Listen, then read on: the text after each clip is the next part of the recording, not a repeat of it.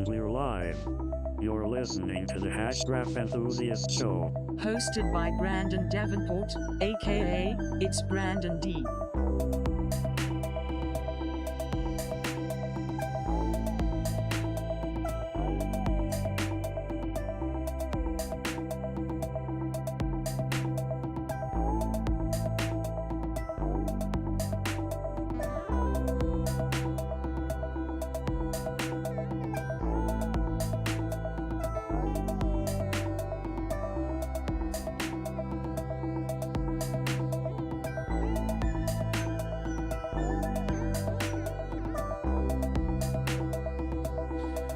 How's it going, everybody?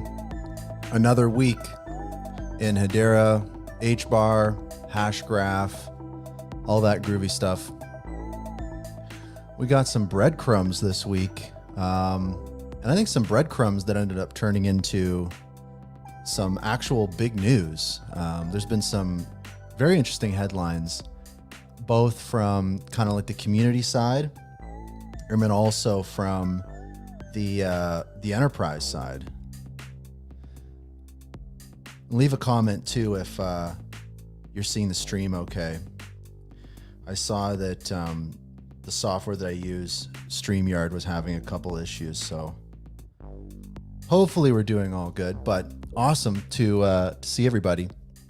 And yeah, I mean, we got Deloitte, we've got all sorts of breadcrumbs. And some clips. I want to share some clips with you. I'm just reflecting on an episode from March that would be interesting to reflect on as well. Had a great night. Last night was my first anniversary with my wife, so that was a nice milestone, a nice evening, good food. Lots of nice comments from people in the HBAR ecosystem, which was very heartwarming. Yeah. And we've got some very, very interesting updates, as I said. First, though, I kind of want to just go through some things happening in the ecosystem, in the industry, in the community. If you're watching, leave a comment and we'll say hello. Bones, good to see you. Yeah, you missed the intro music. It was I was starting the show, and my streaming software was having some issues, but I think I got the intro in there. I'll have to see on the recording, but hopefully some people caught it. For some reason, there's some high traffic happening today. Whenever I see like major services being down, that's why I'm crossing my fingers that the stream is working properly. Whenever I see like major services having like downtime, I'm like, okay, something's going on. Something funky's going on. So real quick, first, this was kind of some breaking news today.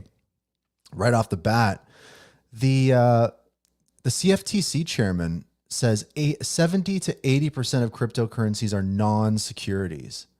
So this is pretty big. And I mean, this has been like a talking point, a sticking point in the industry for, feels like forever, especially with the SEC and with Gary Gensler and stuff like that. I think that as people see it, you know, cryptocurrencies are either like a security or they're a commodity. And there's been like this argument between the two sides, and there's ramifications for each, right? If it's a security, obviously that adds another layer of complexity for crypto when we really don't need it.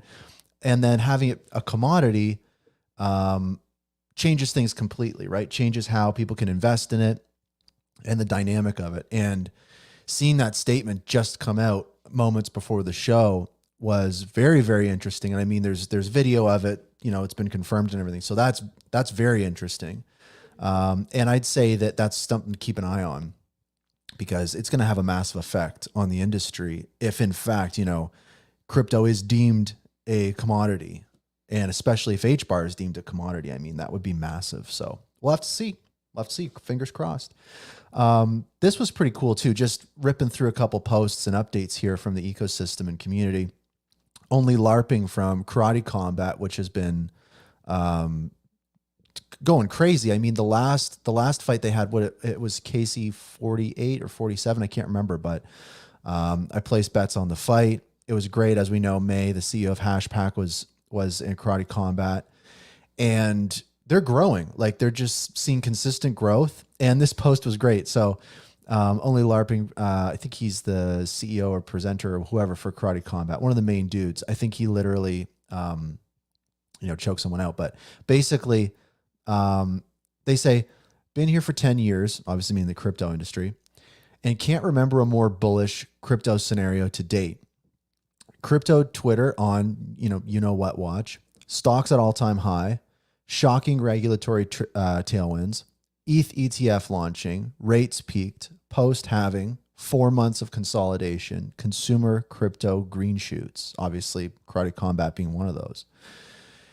And it does get you thinking. We've seen a couple posts kind of sharing that sentiment of like, hey, there's a lot of stuff happening here that's leading up to this bull market. And we have seen the correction. And that has been interesting to see unfold, especially with Bitcoin at, what is it at now? Bitcoin being at 57, 58, so I think, and, with HBAR being down at, 6.6 cents, 6.7 cents. So we're really kind of riding down on some of these key levels. And we have some, I'll do some actually, maybe we can just share it really quick. This is pretty cool.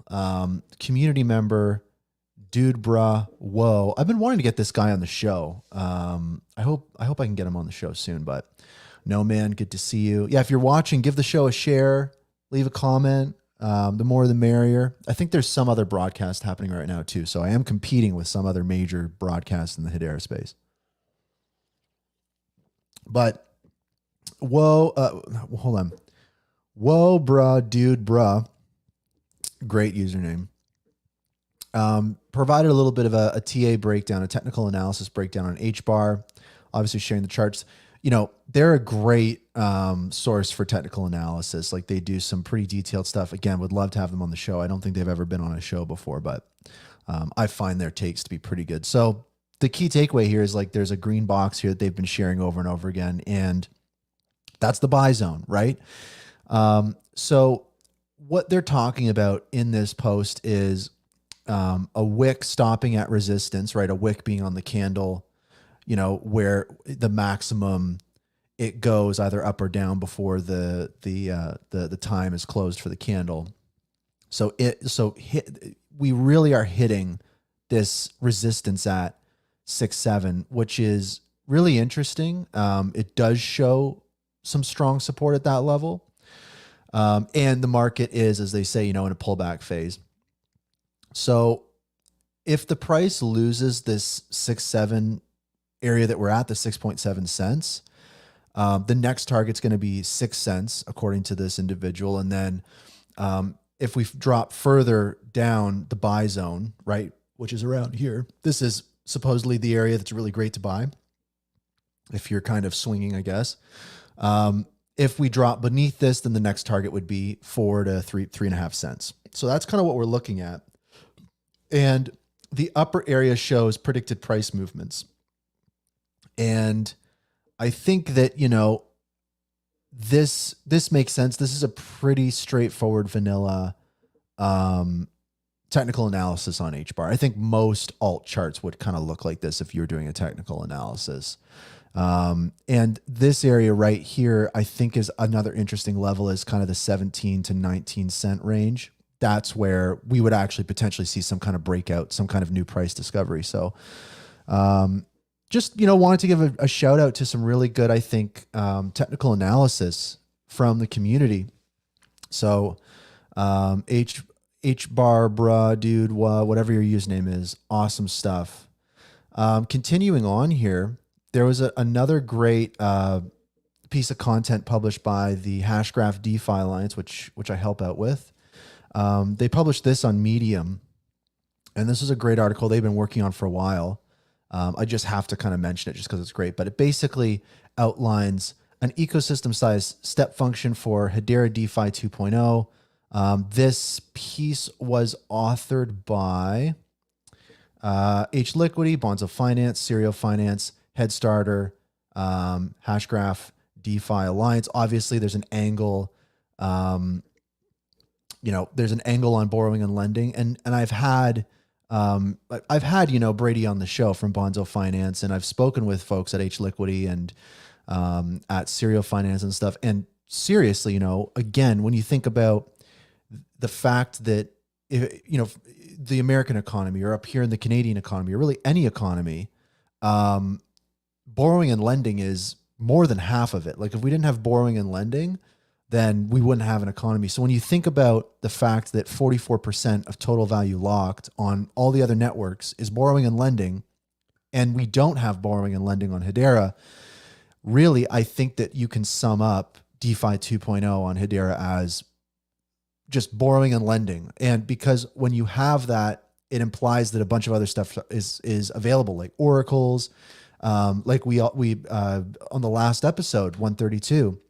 I had Gerbert the GRELF on, and we were talking about the fact that on GitHub, Chainlink was getting ready to ship for Hedera. So obviously Chainlink in the coming months, making some big moves, kind of another one of these breadcrumbs that's turning into something very tangible, which is an Oracle service. So this new push of Hedera DeFi beyond just DEXs is going to be really, really important. It's going to be really, really big in my opinion. I'm very, very excited about it. One other thing on that just is a little bit of a flip that I think is important to keep in mind is, hello, thank you for tuning in.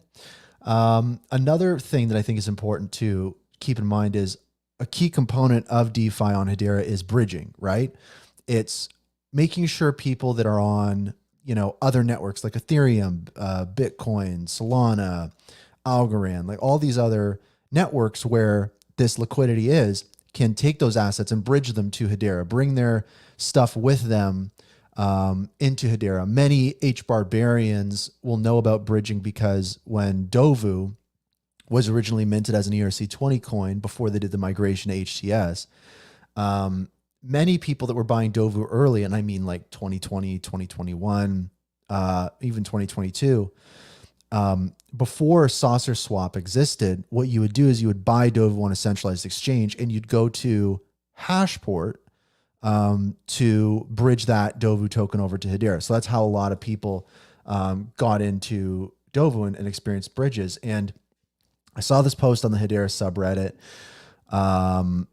I think it's a little dramatic. I mean, HashPort is barely a shadow of what it once was. Again, I think it's a little dramatic. I think the issue here is the user experience and not reliability or stability, just more speed of HashPort has seen a degradation. And I think, again, this is due to a lack of support for some key pillars in the Hedera ecosystem. And I mean, I've talked with HashPort, and HashPort says, we need more bridges. We cannot be the only bridge. And I'll be honest, the fact that we're 6 years in and Hedera only has one bridge is crazy. It's crazy that Hedera only has one bridge, because again, how are you going to get people into the ecosystem? How are you going to get new liquidity in? You have to have bridges. And the fact that we only have one, and it doesn't yet support Solana, it isn't maybe as supported as it could be. We don't know the details. All we know is that bridging in Hedera is in a pretty sorry state right now. And I mean, credit where credit's due. I mean, HashPort, if we didn't have HashPort, I don't know. I don't know if we would have a functioning ecosystem, because so many people, I wouldn't have been able to, dive into DOVU. DOVU wouldn't have, DOVU, that's a great example. DOVU would not have been able to get where they are in the ecosystem if HashPort didn't exist, because that's how many people and many HBAR invested. DOVU was an ERC20 coin. So, man, we need some love for HashPort, straight up. Flipping back to this, just to the karate combat stuff, just giving a shout out to Genfinity. They did a fantastic piece that I think is really important for people to check out. It basically goes through the whole history of karate combat, how it got started, all those different types of things. And it kind of runs through the history. And I think that this is really great because so many people out there are starting a project on Hedera or just crypto or Web3 in general. And it's hard. I mean, it's really hard. And Karate Combat, as it turns out, is becoming like the flagship consumer crypto project in many ways that just kind of happens to be on Hedera. And so I think that, again, if you're a builder, if you're a founder, whatever, I mean, read that. This is kind of a blueprint. It turns out it works really well. But I would definitely check it out. Also in that vein, May from HashPack started a newsletter that's really great. Her first article that she published kind of went into the thought process and approach with HashPack. Again, another great resource for any other founders or builders on Hedera that kind of want to, get the inside look, the behind the scenes wisdom of some of these successful use cases. Another great thing. So check out, I think it's on Substack. Check out Mei Chen, CEO of HashPack. Check it out on Substack. Continuing on here, I mentioned Gerbert the GRELF. He announced some exclusive news on the last episode, 132, about GRELF token, the meme token on Hedera, being listed on CoinStore, a centralized exchange. And this was pretty big because, like we were talking about, this sets sets precedent for so many other HTS coins to be integrated into centralized exchanges. And so seeing GRELF on here with, what does it look like, 68,000 volume. We're seeing some interesting price action on here. I mean, just great to see. Like, this is a, Hedera token service, meme coin in a centralized exchange. We also saw, Saucer Swap, Pack token, a bunch of other ones listed in, tier ones like Gate.io and stuff. So it's happening. This is something that we've been talking about for years, is can we get some of these native HTS assets listed in other centralized exchanges? We're seeing that now, which is amazing. But I do think that the next step is then what can we do to get some of these HTS native assets listed in decentralized exchanges on other networks, which requires bridging, right? So that's kind of where this all comes together. So it's very interesting, a lot of work to be done, but obviously we've come a long way. This is something very cool I wanted to highlight. Everyone loves a hackathon, and this is a pretty serious hackathon. This is a Hello Future hackathon from Hedera, and it looks like Angel Hack. And basically, this is a great opportunity for builders on Hedera to, get in there, submit your applications, and start winning some prizes. And the details here are the event runs from July 22nd to August 20th, so about a month. The deadline for registration is the August 18th, so I mean, cutting it close. And the focus is on Hedera, obviously. So the hackathon right here, the criteria is utilizing Hedera's distributed ledger technology. And as you can see, there's a bunch of different tracks here, right? There's a bunch of different themes, which include real world asset tokenization, DeFi, and a few different, like, the Hashgraph Trailblazers, which is more advanced, the Hashgraph Explorers, which is more beginner, prizes ranging from, a couple grand up to like, 40 grand with a total prize pool of $300,000. So sizable. Like, when we talk about onboarding developers into Hedera, right on. This is what it's all about. I love it. Thanks, Gary. Good to see you. Also, too, fun update. This is something I was a part of. Just a quick mention. Little plug here. The company I work for, Hgraph, mirror node services provider on Hedera. We're doing a bunch of cool stuff. If I'm in your DMs, if anybody is interested in some alpha, we got some very cool stuff coming, which I'm very excited about and not allowed to share on the show, but shoot me a DM if you're interested. But we've got a little alliance with one of our customers here, HashPack. You may know them. And basically, this is about raising awareness for, as I've talked about on the show, the other half of the network, right? Putting transactions into the network is really important. It's a lot of what we talk about. But one of the most important aspects of crypto across any network is reading that information and not just getting a list of transactions on an Explorer, but actually getting insights, the data science behind it. So this alliance we have with our customer HashPack is going to be really important because, I mean, HashPack's just a legend in the ecosystem. I've known them for so long. And it's about raising awareness for mirror nodes. I think people are starting to get the idea of what it's about, why they're important. Another similar to bridges, right? A little very important, but a little under supported. And I think that there's so many of these plays, so many of these opportunities to really turbocharge the ecosystem. And I think mirror nodes are one of those things. And people are talking a lot about mirror nodes right now. So it's a great time to dive into that. Something else, just a little bit on the kind of like rumor breadcrumb side of things that I wanted to touch on is this tweet from Tom D. Johnson says, for what it's worth, Atma has changed. AtmaIO obviously being the use case on Hedera, producing like 95% of transactions, the consensus service. Atma has changed their transaction distribution on Hedera from about half of the nodes, meaning consensus nodes, to basically all the nodes. They are either testing the network, demonstrating trust in the entire network, or making way for more volume. So I think that clearly, like, just to kind of articulate that a little more, is what that means is when AtmaIO submits a transaction, they can submit that transaction to various governing council nodes. And by expanding the variety of nodes that they're submitting transactions to, it does show that that use case is embracing the network more and more.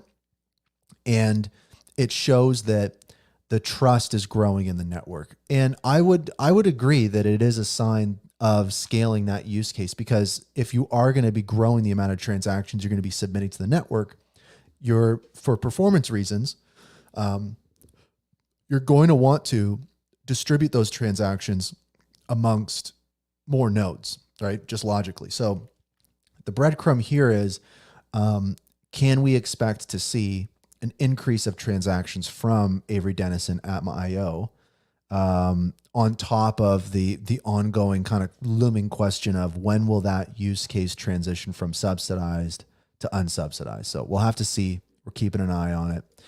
Another update from Citadel Wallet. This is something I'm excited about. Obviously, hardware wallets on Hedera are a big topic. And Citadel provides an update. There's a major community update coming this week, covering a full progress report when the night holders can begin to claim their hardware wallets, info about the wallets being built, audits are coming close.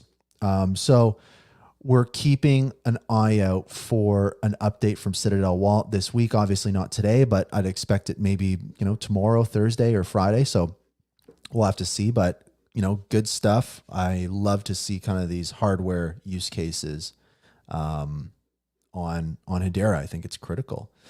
Something else that's pretty cool right now, and I think it's just maybe wrapping up, but there is the ETH CC conference happening.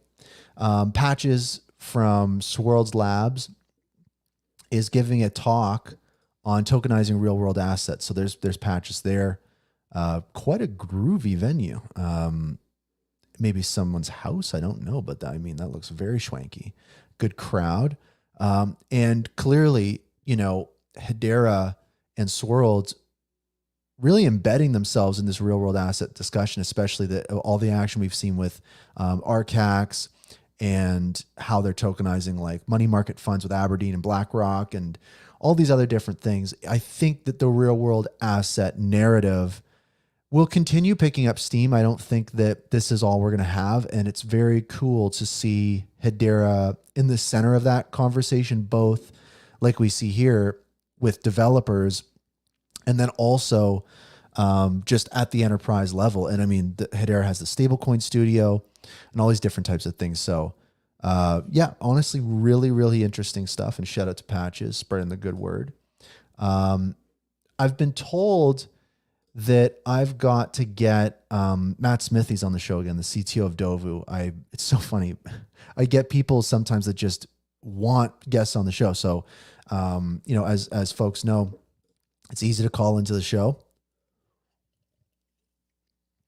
Hashgraph.news/call, type it in and join the show. Anyone can join. So, Matt, if you're around, feel free to join. Also, Justin from Swirls Labs would be good to have on the show. He was working on some of the Guardian stuff that I think in regards to the Deloitte news that we'll talk about in a minute. And shout out to Six Figure Crypto. Thank you for the nice words. But this piece here, DOVU is announcing the alpha release of their charger protocol. So last I had Matt on the show is we were talking about their charger protocol and how it works with their ecosystem, right? So on DOVU, you'll be leveraging AI services and different protocols and APIs to create, issue carbon credits, create those things and speed those things up. And so to pay for those services in real time, this charger protocol allows you to kind of have almost like streaming payments for API calls. So very similar to Hedera, right? On Hedera, when you want to submit transactions, your wallet is charged in real time for those transactions, right? When you send an HBAR, it charges you that fee as you do it. Versus OpenAI, you have your credit card on your account, you're using ChatGPT, and then you build up a balance, and then you pay your balance. So this is essentially providing that experience on kind of like a little layer up. And giving applications the option to have like a project token like DOVU and paying for those types of API calls for services. So this is pretty big, a little technical, but if anyone's curious or has been keeping up with this, definitely go check it out. I think this is going to be useful for, of course, people in the DOVU ecosystem, but also just in general. I'm very excited to see what happens with that. What else? No, that's pretty much all the ecosystem updates actually. So, lots happening, obviously. I was just listening to a Spaces. The HBAR Foundation was doing a Spaces with Neuron and Seal SQ, WiseKey. One of those things, the satellite one, the SpaceX one. Very interesting stuff. We're talking big numbers, like they're launching satellites. We're going to have in the future like 5 trillion devices talking with each other and sending payments with each other on Hedera and stuff. So it's this very big vision, very big stuff. We also had Neuron. I was listening, and they were, Neuron, obviously we've covered them on the show, and they've actually got people now, many HBARbarians that actually have the sensors and stuff on their roofs, collecting data and pumping through Neuron. So these use cases that we've been talking about in this ecosystem, both enterprise and retail and kind of in between, like I know that we complain a lot that things have taken time and we got to be patient. And there's been delays, like, what's going on with coupons, but there are use cases, another Karate Combat. And you can continue listing them, but there are both retail and enterprise use cases that are turning over. And I do think that this year in particular, and especially the next 6 months, are critical for the ecosystem. So it's very exciting to see that stuff happening. But I want to dive into Deloitte stuff. Obviously, that's a big story. I also want to just talk about Breadcrumbs in general, because there's so many other things happening that aren't quite news yet, but are interesting to talk about. And to kick it off, I wanted to play a clip, and this is a clip that might haunt me. I don't know. We'll find out. But on episode, I believe it was 118, I remember that I was sharing with everybody that I had been contacted by an anonymous source high up in the Hedera ecosystem that would know these things. And they shared with me, and this episode came out in March, right? So keep that in mind, March this year. And they shared with me that in May, we would have a new institutional access point launched, which I believe turned out to be BlackRock. I didn't get a confirmation from the source on this, but it makes sense. The BlackRock, and they specifically stated that news would move the price of HBAR. So obviously move the price of HBAR, BlackRock through RCAX is definitely a major institutional access point. And again, that's how I define it. So I think that it would probably add to the credibility of that source. Unfortunately, as we know, some of the BlackRock news was fumbled a little bit in regards to the announcement and the reaction to it and everything. So I think that all in all, I think that I like the quality of the source. And again, it's anonymous. I'm not going to go into who they are, but the other thing that they said was regarding Q3 right now. So I kind of want to flip back and forward in time a little bit. And I want to play a clip from the episode where I shared the next thing that we have yet to see unfold. So let's take a look at this. It's substantial enough to do that. That's what I've inferred from our conversation. Now, the other piece to this is the sources said there is a monster use case dropping in Q3 if all stays on schedule. That was all the detail provided. And I mean, it's very in line with it. It doesn't feel like breaking news that there's information like this, but what it does do is I hope it provides the community some kind of confluence to other information we've had, and kind of other things that we've seen folks talk about. And so this is a kind of a confirmation of that yes, Q3, there is a monster use case dropping.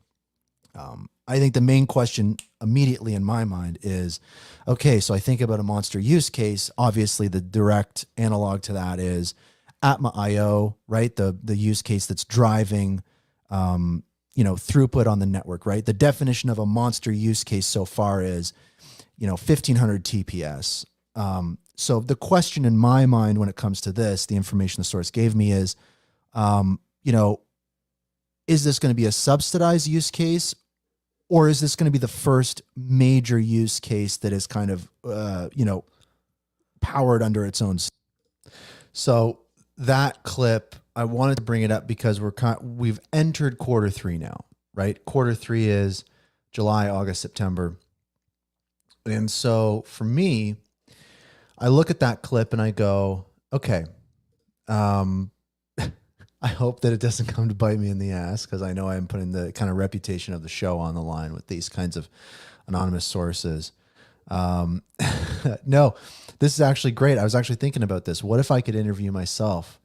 That'd be fantastic. That'd be a first. Maybe if I get like an AI version, or like upload my consciousness when the singularity happens. We'll have to see, but yeah, I would recommend it. Yeah. King Solomon, interview yourself. Yeah, and that clip from March talking about what the source shared with me, and in regards to Q3, we're in Q3 now, monster use case. And it just kind of gets you thinking, to be honest, right? I know that we're going to talk about Deloitte. We've talked about what, Chainlink. Last episode, we talked about like what they're rolling out and that they're going to be shipping to Hedera. So there are things happening, but do I think that monster use case is currently exposed or is a breadcrumb in any way? I don't know. Like, I don't think that any of the things that have gone live so far would qualify as that monster use case. And again, we don't know what the definition of, monster use case is really. And that's how it was described to me, quote, monster use case. So for me, I think that it is kind of just a waiting game, but I do think there is a little bit of a pattern playing out. And we'll just kind of have to see. But I want to kind of highlight that, put it back in people's minds. And I think that, again, July, August, and September, once we get into September, I'm going to start to get a little nervous, to be honest. So we'll have to see. But talking about cool use cases, Deloitte. Deloitte is a company that we've been talking about on the show for a while. And, I think that a lot of people say like, we got to get one of the big four, right? The big four accounting firms and those different types of things, P&G, like all these different things. So it's like, for Deloitte to be using Hedera, and it's been rumored because so many other companies have been leveraging Hedera kind of like in proximity. So it is one of these use cases too, where it's like there's a proximity element. And today we kind of just got the confirmation of different things. But really, this story kind of kicked off yesterday. And I think that there was a article that was shared maybe prematurely in the Korea IT Times.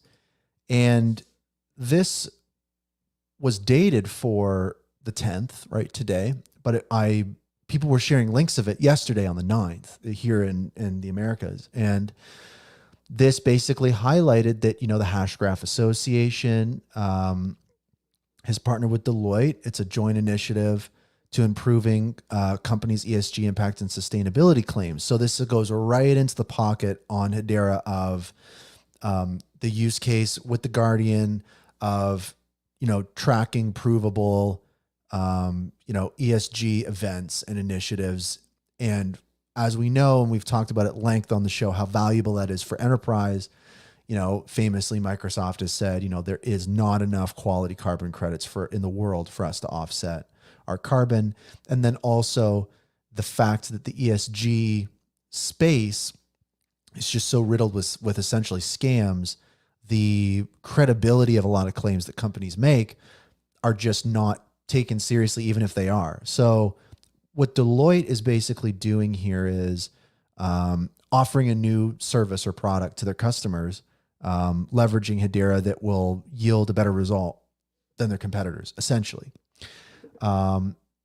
So what was also very interesting is, again, flipping back to yesterday before this was official, we had folks sharing like Credible Crypto that's been in the HBAR ecosystem for a long time, just passed, it looks like 400,000 followers. Congrats. So they're talking about, obviously, some sentiment here, which, I have to agree with. But they're retweeting someone that snapped a screenshot from the Deloitte website and a little bit of information about Deloitte. Obviously, they're huge.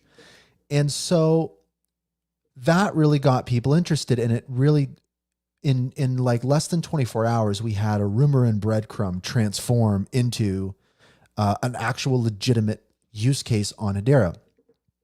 And this was the official post that was published today at 8 a.m. Eastern. And, in collaboration with the Hashgraph Alliance or Hashgraph Association, Deloitte has introduced their environmental and societal impact platform, providing unparalleled levels of assurance and environmental impact measurement. So right here, right, that's really what this is about. Deloitte is offering a new product and service in the marketplace for these things that are way more provable. And if we go to the actual Deloitte website for this, accept cookies. What are all these pop-ups? My God. So this is they're obviously like their service page for this new EIS platform. And if we scroll down, it obviously is describing the different features of it. But right here, leveraging the Hedera network. I'll just zoom in a minute. Deloitte leverages the Hedera Hashgraph network, a cutting-edge distributed ledger platform renowned for its efficiency and security. The Hedera Guardian stands as a modular open-source measurement, reporting, and verification MRV solution that harnesses the potential of the Hedera blockchain. By enabling transparent, auditable, and traceable transactions, we offer an unparalleled level of assurance in impact measurement. And if we look, what they mean by unparalleled level is like we're better than our competitors because of this aspect. And if we look at, the big four, if you just Google the big four, you immediately get a Wikipedia article. The big four are the four largest professional services networks in the world: Deloitte, EY, KPMG, and PwC. So to me, I go, well, if this is truly a competitive service over these other three, you can bet these other three are going to try to reach parity with Deloitte. If this proves to be a very popular service that generates Deloitte revenue, that's going to be a big deal. And so that gets me excited. But I think what gets me even more excited about this, and this is going a little deeper into the Deloitte stuff, but there's a pattern here, and there's a powerful pattern here. And I wanted to just kind of expose it a little bit and kind of remind people what's kind of going on here. So this is a PDF, I believe, from 2021, I'll say. And yeah, it's a years old PDF. And this is a comprehensive research document from Deloitte that obviously at this time they were researching potential options for a DLT to leverage for a use case like their new ESG service. So we've got the executive summary. We've got a historical introduction to blockchains. This is probably just a great document just in general. But then here we go. So technical analysis of the main blockchain. So we've got Bitcoin, Ethereum, Neo, IOTA, EOS, NEM, Waves, Komodo, Dragon Chain, Stratus, Corda, Hyperledger, Stellar, Ripple, Hedera Hashgraph, Cardano, VeChain, right? Quorum, Nano, Tempo, right? So it keeps going on and on, Monero. So this is how it started out. And this kind of is what gets me excited. All like what we see now of the actual Deloitte website with a new service leveraging the Hedera Guardian, which is so exciting. And I think, really big. This is how it started out, right? It's Hedera as essentially a footnote in a research PDF. How many research PDFs from these massive organizations and enterprises, have Hedera as a footnote saying, we researched this one, we researched this one, we researched that one, we'll get back to you. And in this case, in Deloitte's use case, they get back to you and they say, hey, Hedera is the one. And is this a pattern that we're going to see continue to repeat? Is this really the precedent here of, because I think that some people, when they're told, when these enterprises stack up all these different networks against each other, they're going to see that Hedera is the best and they're going to go with Hedera. Is that the case? And I think a lot of times we go, no, there's so many other variables that come into play. But obviously in Deloitte's case, there was definitely comparisons happening and Hedera was chosen. So it does definitely make you think. And there's another angle to this too. If we flip it a little bit, there's another angle to this is the new CEO of Swirlds Labs, like we talked about on the show, Eric Pacini, was at Deloitte for 11 years and he spent over 4 years as their principal and global blockchain leader. So we're starting to kind of see some patterns here, right? People move amongst organizations, stakeholders kind of stay connected, boots hit the ground, and you can kind of start to see some pieces like, okay, so previous blockchain head at Deloitte, an 11-year employee, goes to Swirlds Labs, becomes the CEO of Swirlds Labs. Deloitte starts researching all these different networks, chooses Hedera, launches their project on Hedera through the Hashgraph Association. Like you start to see kind of, we talk about these, boardroom deals or behind the scenes or all these types of things. And like I was talking about on the last episode with May, CEO of HashPack, who stopped by, she was saying that, really what it comes down to is people just want to work with who they know. And it's so cliche, but it's like, it's all about who you know, right? It's all about the network. And, you do, as much as we have been, hammering Hedera and the organizations about this stuff, I will say one thing they do really right is they are moving some critical pieces into place and important people into the right positions. You look at Nelmini Rubin, the global head of policy, on Capitol Hill constantly, and all these different types of things. And I think that we can argue how effective things are, how transparent things are from a retail perspective. But I do think that if this is a game, if we're playing the game, Hedera does have a lot of the right pieces in a lot of the right places that maybe other networks don't have. So I think there are other angles that Hedera is playing. And again, the angles that Hedera is playing and putting resources behind, I think that we're not going to see the results of that for, substantial results for years. And so I think that's part of, what I've been talking about on the show and what we've been talking about in the community is we need to focus on retail for the short term, which is so critical. But this right here, very clear pattern. You see And it's because it's live now, right? It's because that it's announced. It's on the Deloitte website. You just kind of say, okay, is this the blueprint? Is this how it plays out? Is this what's happening behind the scenes when, Rob Allen talks about the pipeline and the this and the that? Is that what's happening?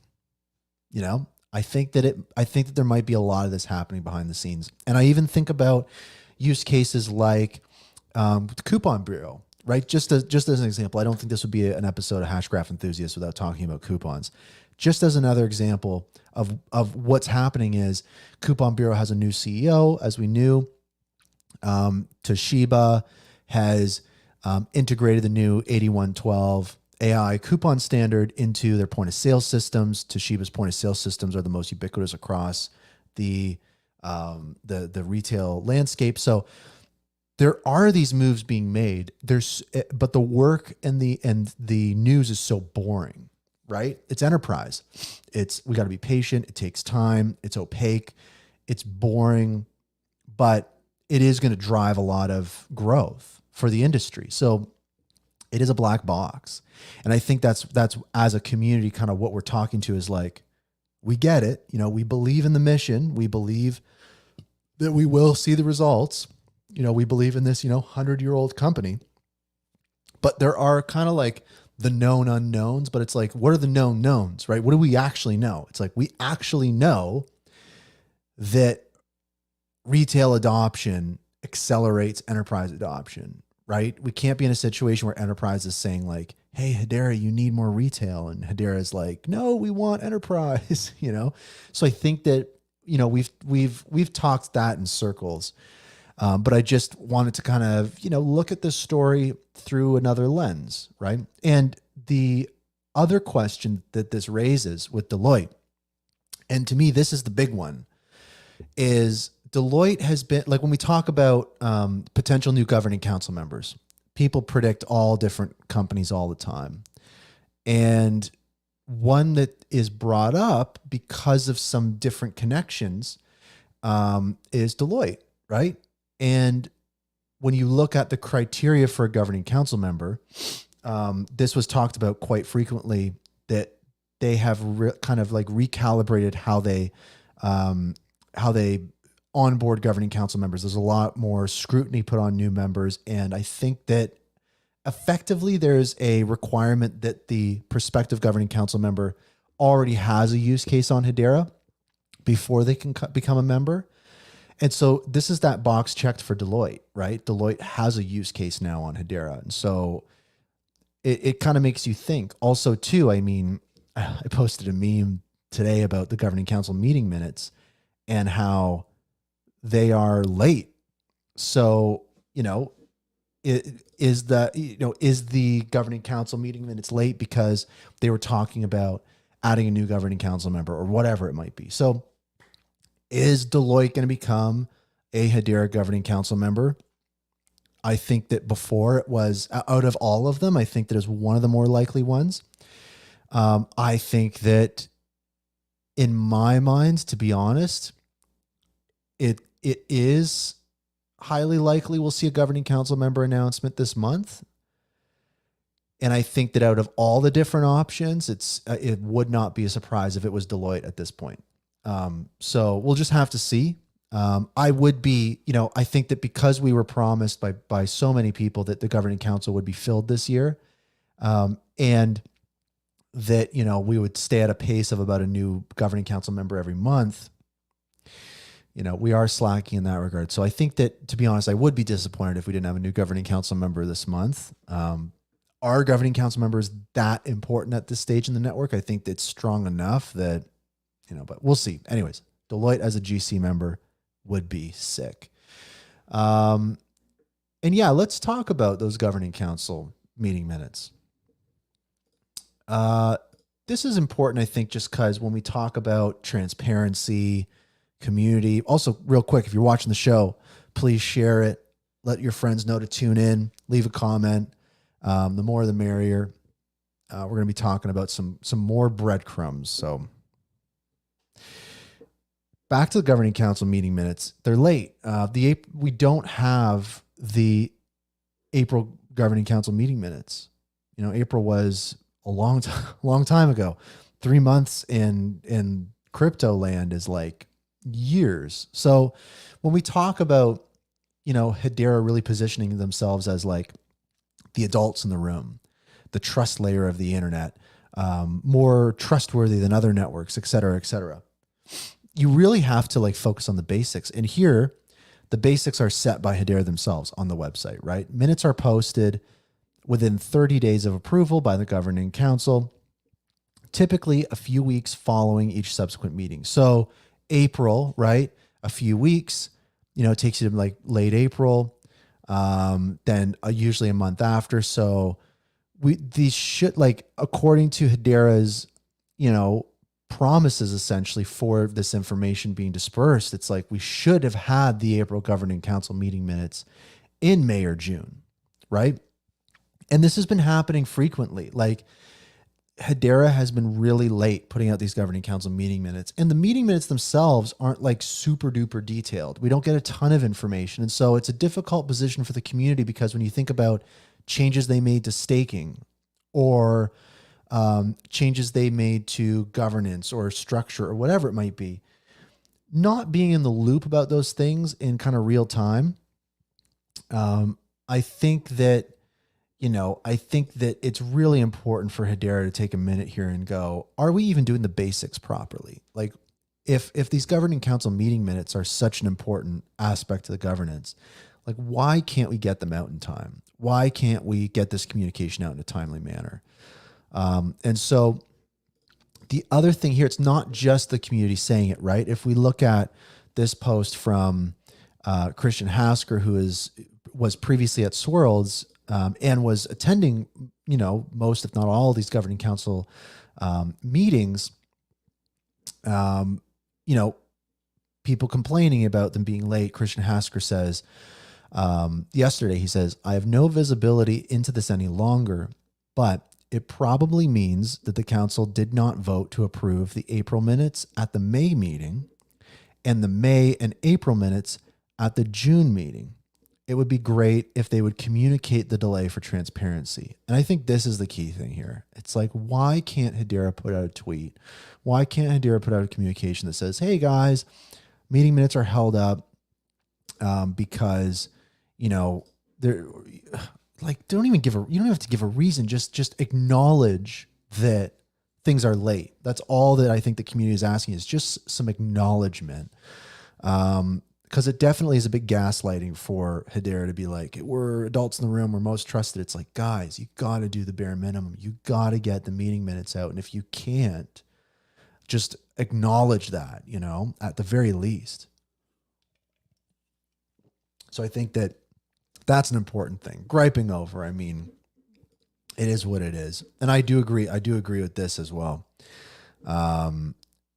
Account 800 needs to get funded again. I mean, when we talk about stimulating the ecosystem, DeFi 2.0, or like whatever it is, it's like, just fund account 800 and raise the cap of the staking rewards to 6.5%, or put it at 10%. Like, all these projects hold their treasury in HBAR. And if they were actually able to remain profitable through these tough times via staking rewards, like, it would be an immense pressure off of projects, and it would be way better to align incentives. It would be people who hold the most HBAR are getting rewarded the most. It's like, great. You know, it encourages people to hold their treasuries in HBAR. So anyways, I think that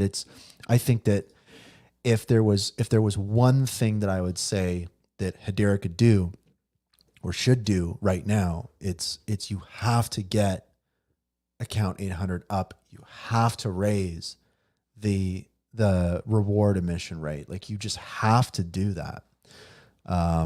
There's no way around it. So really has to be done.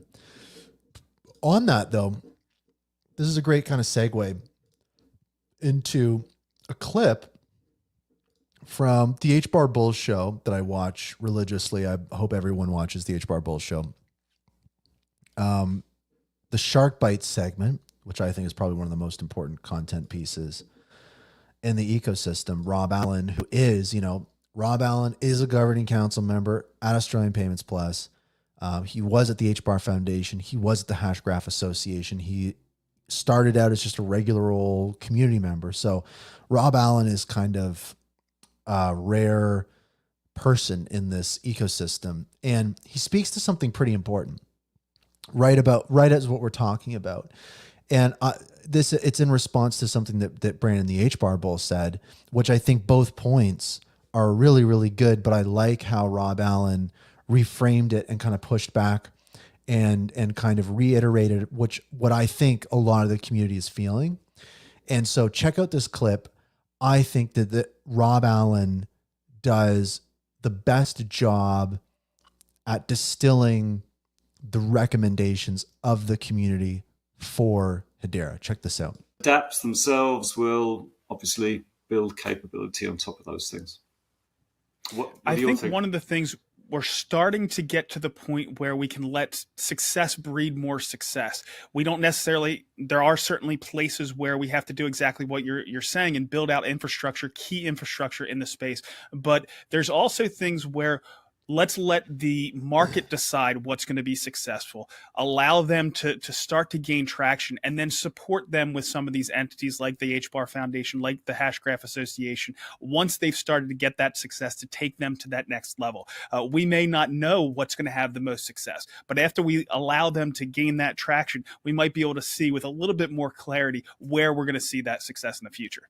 Sure, but we can look to other protocols. We can look to other layer ones and see what is successful and see what's actually attracting, the far greater participation from their communities, and copy that playbook. There's no shame in actually doing that, because it works elsewhere, right? So we have seen that when we do repeat that playbook, that take the leaves out of that the other layer one books, we can build actually far better in the Hedera ecosystem, certainly from a user experience perspective and from a performance perspective. So I think we could do both. We should be led by 100%. Demand, but at the same time, there are easy wins that we need to make. One of the challenges that we have with integrating external ecosystem integrations and service providers is that they need demand. They need to see volume. So there's a bit of a chicken and egg there, where they don't prioritize Hedera unless there are lots of organizations or people demanding those integrations with Hedera. For example, Hedera token service integrations on exchanges. They need to hear that there will be volume and therefore revenue for them before they do the integrations. Same with custodial wallets. Same with the bridges and the oracles. So it is a chicken and egg. We do need demand, and that's one of the things that we're doing with CorpCom, is to try and focus the top end of town, the governing council, through their use cases to ensure that those requirements are fed into those service providers. And that's exactly it. Is like, when we see what Rob Allen is talking about, what he's mentioning is like, we can strategize and plan and analyze and all this kind of stuff till we're blue in the face about the Hedera ecosystem. But the reality is, and as Milton is kind of pointing out, is like the blueprint is literally right in front of us, right? And the success of demand creation and like overcoming that chicken and egg, blocker is just taking that blueprint and running with it that's already established. As he said, like the easy wins, the low hanging fruit. So it's like, just go for it. It's right there. And like I was talking about on previous episodes with guests, it's not about saying that it's a choice between retail and enterprise and saying we can do one or the other. Or it's not like saying like, hey, let's do both. It's like, literally the stepping stone that gets us to massive enterprise adoption is retail. Like that is a necessary step to get to enterprise. And Hedera is amazing because they have in many ways leapfrogged and cultivated so much stuff in the enterprise arena. But to arrive there, to actually capitalize on it, to actually get that scale, you have to tackle retail. And it doesn't mean reinventing the wheel or getting introspective or whatever it is. It literally just means taking the playbook from other networks, applying it to this network, and seeing that success. And the whole twist here, the whole secret is, if in fact the Hedera network is so much better than these other networks, then inherently applying these successful playbooks to the Hedera ecosystem for retail would see outsized results. And so again, it's not a matter of one or the other. It's like we can literally do both, and we can do them better, and they can feed into each other. That's how we move forward. And so kind of what Rob Allen was also talking to about top brass working top down. It's like some of those people in leadership, as we've talked about, aren't really clued into that stuff. They don't have that domain expertise in crypto. So seeing people like Rob, seeing people like Charles Atkins, seeing people like Patches at Swirled, seeing some of the amazing talent at all the organizations, it's like there are very talented people. There is so many resources in this ecosystem.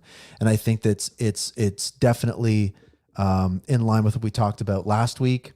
It's about opportunity cost, and it is about an underutilization of resources, essentially. So the other cool thing on the episode of the HBAR Bull, because I love that show, go watch the episode because like the shark bite stuff is great. But one other thing was Zepsi's back. Like that was one thing that was great. Like Zepsi, as we know, is at the HBAR Foundation.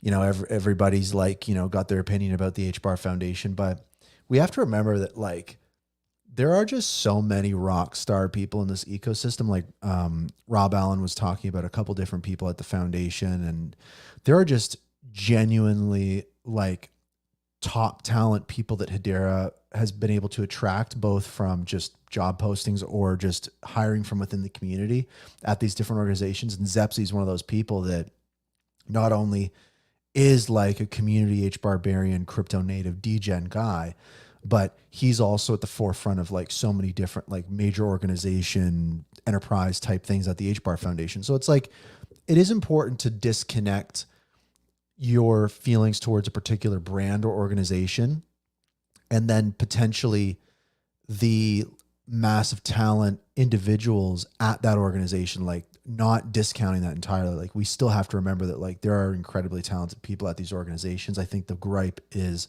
about leadership, right? That's really the main gripe in the community is like leadership.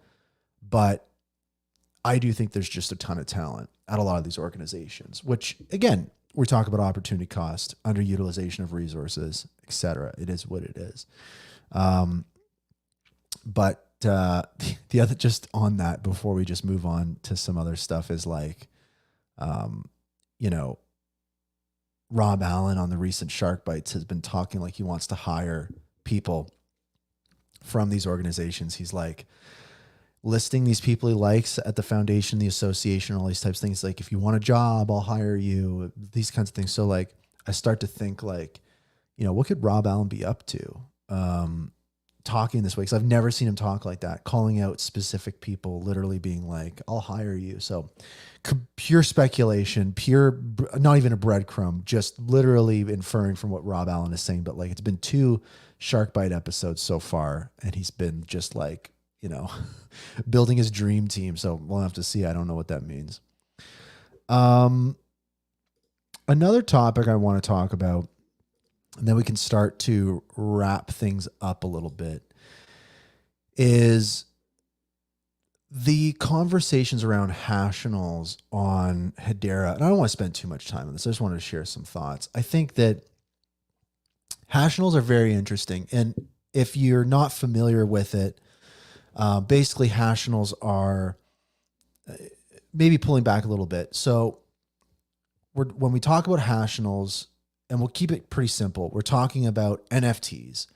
And I know that there are other things you can do But we're going to just keep it really simple. And so when we think about NFTs and we think about the stuff inside of an NFT, like the metadata or the picture or the video or the object or whatever it is, where is that stuff actually stored, right? Is it stored in the NFT?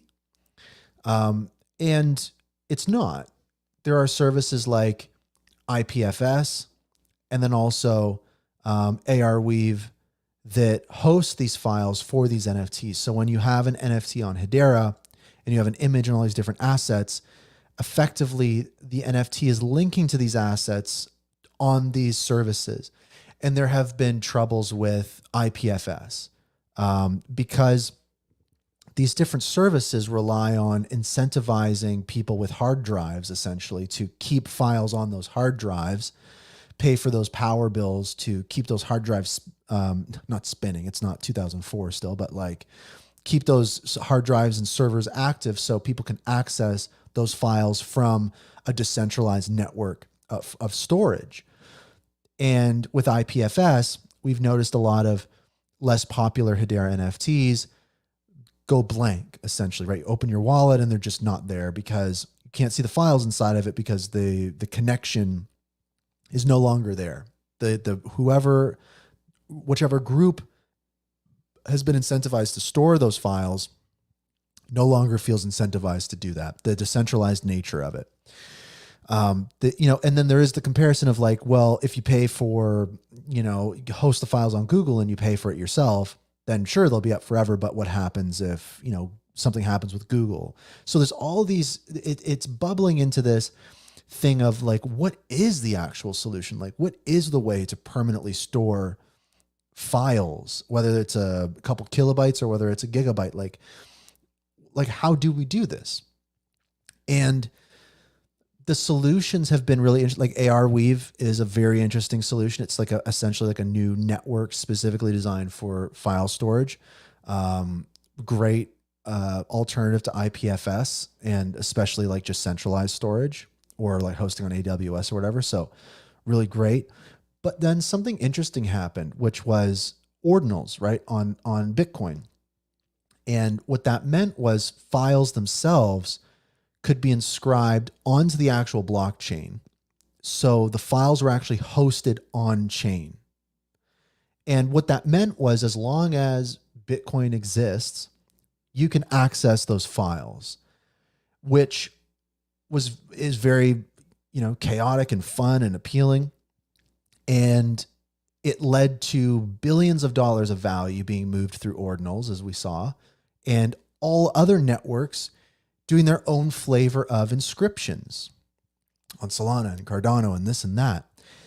And at its core, ordinals, right, what Hashinals is based off of, it's kind of stupid, right? I mean, the concept of it, all that kind of stuff is like, if you were to sit down with a blank paper and outline what the perfect or what a really good on-chain storage solution would look like, it wouldn't look like, I don't think, ordinals or Hashinals or whatever. But that's not what it's about. And generally, this isn't how software development works. Like software development is pretty chaotic, and it just kind of is organic and flows wherever the money goes, And so with ordinals, that's just what it was about. Is it just happened to catch fire, got really popular. Now it's a thing. Now it's a technology. It's a protocol. And what Hashinals is about is I don't think it's so much about, at least in the onset, I don't think really what it was about is like, let's build some kind of new big thing, some breakthrough thing that's going to be the best storage solution on, Hedera. I think more so what it was about is like, okay, this massive thing is happening now in crypto with on-chain storage. How do we not mess this up again? How do we get Hedera into the discussion? And we do that through doing our own flavor of ordinals, right? Hashinals. And so this was an initiative from, we've seen Patches and Michael from Tierbot working on this. And that's essentially what it is it's a, initiative to store files on Hedera. So now let's go a little level deeper. Like, what does that mean? So What it means is you leverage HCS, the consensus service that you can submit messages to, like AtmaIO uses it and they submit messages to it. And to store a file on it, you take the file, you convert it to base 64, which is it's basically just like text that if you have a file in like, let's say in 10,000 lines of text, if you then encode it or decode it from base 64, you'll get the file, right?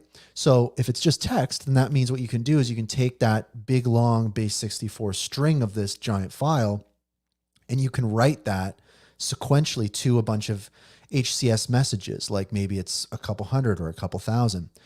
And so when you have an application to read those series of HCS messages, you can get all the pieces and assemble it and then get the file. And the appeal is similar to Bitcoin with ordinals, is that obviously is recorded to HCS. It's stored on the Hedera network. And so that's something that's really exciting. So I think that there's a discussion right now that's pretty exciting to see about data on Hedera. An energetic discussion, but one that I just want to share some thoughts on, which is, I think a key criticism of Hashinals is like, when you write that much information to Hedera, the information isn't stored on the Hedera consensus nodes, right? That information is stored on mirror nodes, and mirror nodes sometimes, the data for mirror nodes are sometimes hosted on Amazon Web Services or Google Cloud. At Hgraph, we also have like our own hardware infrastructure. So we actually, have, server machines and, data centers and all that kind of stuff. So there are all sorts of different ways of doing it. Hedera runs their own mirror node as well. And when you look at the Hedera network and the amount of information on it, the mirror nodes, the data is like dozens of terabytes, right? So it's a lot of information. And I would say that most of that, 90% of that is AtmaIO transactions. That's the thing, is if a concern is the scalability of storage on Hedera, the reality is that most of that is AtmaIO transactions, right? And that's what really places the pressure on mirror nodes, is those 1,500 transactions per second that mirror node providers, that like I work at Hgraph, that we store. I don't really know how many people right now need to get access to AtmaIO transactions. But I do know a lot of people that want access to Hashinals transactions. So the incentive for mirror node providers to host Hashinals transactions and information is much higher than AtmaIO, again, which is like most of the space taken up right now on mirror nodes. And there will be other AtmaIOs. Like the storage requirements for Hedera are going to continue growing and growing and growing and growing. And so I think that the core of it can kind of get lost a little bit. And I think there's a few different points being raised. And I just, again, want to just share my quick thoughts. It's like, if the conversation is about, is Hashinals a good alternative to IPFS? Is it a good way to store data? Who knows? I mean, Hashinals is based off of ordinals. Is ordinals great? I don't think so from a technical standpoint. The reality is, though, is that it's a massive economy. It's critical from a retail perspective to get Hedera as part of that conversation. And also understand that even if this dumb thing such as ordinals is applied on Hedera in the form of Hashinals, turns out that Hedera is like way better at doing inscriptions, like way better. And then when you think about people porting their ordinals over to Hedera and back and forth, and Hedera becoming a trust layer of these other ordinals networks and making them more efficient, all these different types of things, there's all sorts of different crazy opportunities. So from that point, it's not, from the Hashinals point, it's not so much about like Hashinals is so amazing and so great and is a great alternative to IPFS.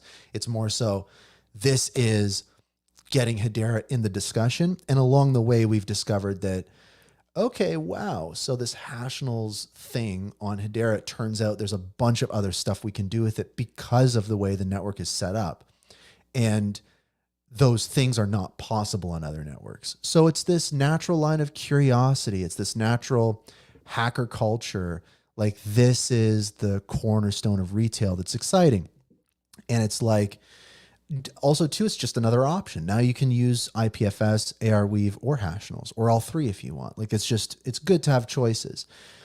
Now, if the conversation is about scalability of storage on Hedera and the sustainability of Hashinals, then we really kind of have to look at stuff holistically and go, what's the real concern here? Like, if the concern is Hashinals generates too much, like too many transactions or take up too much storage, you kind of go, well, if we're talking about the scalability of storage on Hedera, like, Hashinals is not really in the conversation at this point when it comes to storage. Like, it doesn't have really an impact on the network. And like I said, the impact is enterprise use cases like AtmaIO, right? Submitting all those transactions. That's where the real burden is on mirror nodes. Mirror nodes are burdened with having to store all of these AtmaIO transactions. That is essentially a product that these mirror nodes have that nobody really wants other than AtmaIO. So that's where the real burden is. On the inverse, Hashinals transactions and all this kind of stuff, there's much more incentive for mirror node hosts to provide this Hashinals data because people are using it in the retail community. So I think there's a bit of disconnect in the conversation of, like, again, if the conversation's about the sustainability of data access and storage on the Hedera network, and the fact that as more mirror node providers come into the fray, they're going to have to pick and choose the information they want to store. It's far more likely they're going to want to store Hashinals transactions over AtmaIO transactions because it's just a minuscule impact. And I mean, at Hgraph, we store everything from Genesis, and we're in a good position now, having done that. So that's really great. And the other thing too is, like, even though all of this info isn't stored on consensus nodes, if you have the data, right, the whole point of consensus nodes is you're going to be able to check that data against the hashes on the consensus nodes and confirm that it is the actual data, and then you're good to go. So, and also Hedera hosts their own mirror node. So we do also have the data accessible. If, for example, all mirror node providers were to disappear at this early stage, it's not the end of the world. So I think that, if the conversation is about, about the sustainability and scalability of storage on Hedera, I think that, again, Hashinals isn't really a huge part of that conversation. The conversation for me is more, what do we do when the next AtmaIO comes? What do we do when the next 1,000, 2,000 TPS comes? What do we do at that point? And knowing that that's just something we're going to have to tackle head on, and we're just going to have to deal with it. Like, that's what scaling the network is. And a big portion of that is like, hey, hello, AtmaIO, it'd be great if you're going to be hammering the network and mirror nodes with all these transactions. It'd be awesome if we could get a little support on that. Or if we thought more about the other side of the network, like I talked about, if we're going to be storing so much data on the network, it would be really awesome to factor that into some of these grants or factor that into some of these supports. Like, if we're going to be giving grants to AtmaIO to pay for transactions going into the network, we should also be providing support to mirror node providers to incentivize them to hold that information, because as it continues to grow, I think that's going to be an important thing to factor in. And I think that that's a hump that if we can get over it, it doesn't take much, I don't think, to get over that hump. It just puts us in a much better position. So that's the other thing. And then if the conversation again is about, like, we've got Arweave, we've got IPFS, like, why do we need Hashinals? It's like, it goes right back to the core of this discussion, which is, why do we need ordinals? We don't really, but we do, because tons of people use them and it's seen crazy spikes. So it's that tough thing to turn away something that is picking up steam. And I think that hits at the core of a lot of the mistakes that Hedera has made, right? commonly as a community and as an ecosystem and as organizations in this ecosystem, we'll see something exciting happen in the crypto industry and we'll go, well, that doesn't make any sense. That's not technically feasible. That's whatever. And we kind of poo-poo it. And then, you know, time goes by and it's like, oh, it made the network a bajillion dollars. And they're, you know, and it's just, we always go, oh, why didn't we get involved? Why didn't we do that? And so I think that that's the reason I'm supportive of Hashinals as someone who works at a mirror node provider, is because this is, at this point, a fairly low impact way to, you know, get in this conversation. And I think that, I don't see a ton of negatives at this point. I think that when we talk about the sustainability of the network, it's a much broader conversation, but those are my two HBARs. I'm excited because regular viewer of the show and legend in the NFT space on Hedera, Bones, has just called into the show. Bones, I'm going to bring you up. How are you doing, man? It's great to see you. What's new in your neck of the woods? Just doing a lot of code and stuff, man. I just enjoying the show. Kind of nervous to be up here because I'm not really on on video as much, but I just thought I'd call in and say what's up. I did want to touch on like Hashinals and things like please. that. You know, I think Hashinals is interesting because it's something that we're doing kind of unique on the network. And it was kind of weird that it was met with such hostility, I feel like, right? Sure. There seemed to be all this stuff, but I feel like, you know, if we're going to bring people onto Hedera, we should probably start doing things that are kind of like unique to the network. Does that make sense? Yeah, 100. Like, and I think that too, it's like important to remember that, like, I think the way in which it's applied on Hedera is unique, but like it's based on ordinals and all these other things out there. So it's like, it's kind of already been played out. But what you're saying is like, why not just do it better on Hedera? You know, like, cause it can be done better. Yeah. Yeah. It's to me, it's, I saw the clip you posted earlier with Rob, and he said, you know, let's mimic what other people are doing on other networks. And I think that that's kind of a winning scenario. I mean, if you look at Base and some of the stuff that they're doing, I've been kind of dabbling around with that as well. But you see their marketing, the way they're openly about retail and kind of what they're doing. It's hard not to get frustrated when we've been in Hedera for so long, right? And we're like, hey, you know, can we get something, you know? And it's hard to draw the conclusion about what's going on, like you were saying earlier with the meeting minutes and you know, the 0.800 with the staking rewards. So I don't know. It just seems like, you know, at this point we either need to have some type of like grassroots, let's all get together, you know, blow up the network from the retail standpoint versus the enterprise. And I had this realization the other day. Hedera is kind of a meme if you think about it, right? We have this enterprise. We're super professional. We're this, you know, big Fortune 500. And then you pull up Twitter and what you've got like Hedera retail, which is like this dumpster fire. People's like, look at us, give us attention. You know what I mean? So it's kind of interesting. I mean, we're almost like, you know, I'm not going to have a good word for this, but you know, in reality, it seems like they don't care about us, but it seems that it's come to light recently that, you know, some of these enterprise cases that are coming on are going, you know, where's your retail? You know, we're not going to be here without you guys. So I'm interested to see how it plays out. I'd be lying if I said, you know, it hasn't discouraged me a little bit, but you know, we're still here. I did see the Hedera Hackathon stuff come up, which I do intend on participating in that as well. So I'm pretty excited about that.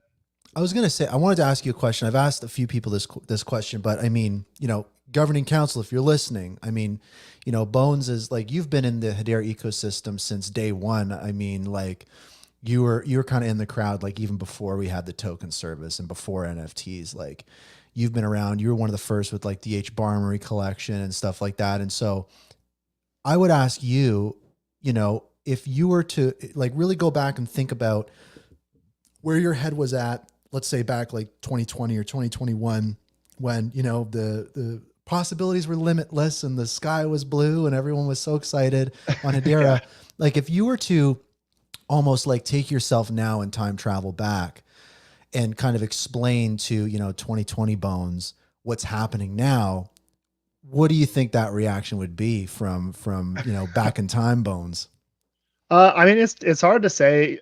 Like I said, I've been around since, when I think Hedera is weird, right? A lot of Hedera retail people, including myself, I didn't really dabble that much in other chains. I did some stuff in ETH and, some shitcoin stuff back in the day. But my first dive was like, I was really sold on Hedera, on the tech, all this stuff.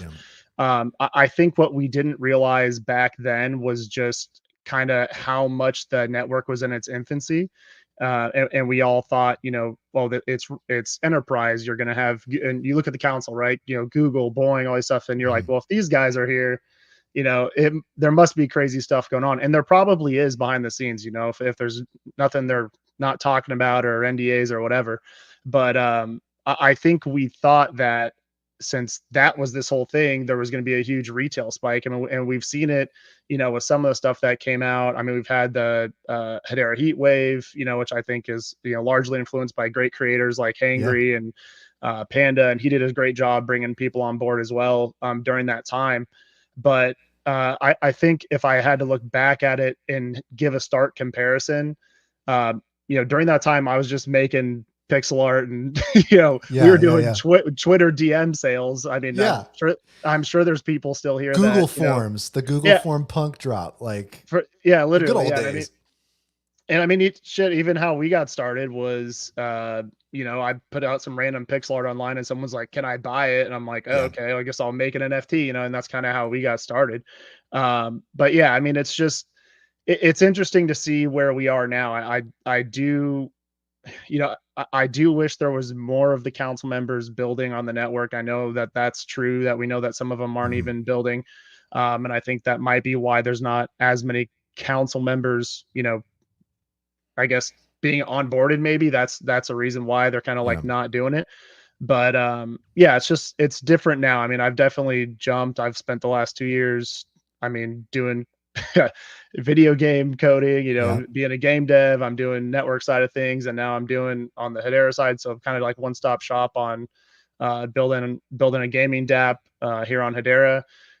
So we'll see how it goes, but it is, I will say from my standpoint, jumping, I've kind of been going back and forth on, should we just go to base? Should we stay on Hedera type thing? And I've kind of been doing this from kind of an insane standpoint, but to me, what makes the most sense, right? So I've kind of made a dApp that connects with base, and I've used the Hedera side of it with Wallet Connect. And as of last night, I kind of got all my functionality working with Hedera Wallet Connect and all of that. But what I will say is the tooling difference in everything out there for that ETH development side, that base side, it's a lot easier. So I think we've got a long ways to go. At least it's easier for me. I can only speak from my, my standpoint. So what I hope for is, the tooling hopefully gets easier on Hedera. I think what we really need to do, if we're going to see anything, is, we've got to build things that are going to bring people to the network and give them a reason to stay, right? Like we saw, I think to bring back up the heat wave, and sorry, I'm on a rant here. You got to shut me up if you want to talk, man. I think I'll talk all day if you let me, dude. I think what we saw with Hangry, right? Hangry back in the day, he went on this huge marketing campaign. He got all these guys from Cardano and ETH, and some of these other guys came in. We saw a big influx in network traffic, and then you would see them in these discords and things like that during the time and be like, well, what's next? What's the next launch? How can I get in early on some other stuff? And we were kind of like, we've got this thing coming up, maybe next month. And I think we kind of fell on our face a little bit. It was great to have the influx of people, but we're such a small ecosystem. And I think for us to succeed, we need things that make people want to use the network, that are unique, like Hashinals, that, gaming built on Hedera, I think makes a lot of sense from, standpoint of cost and things like that.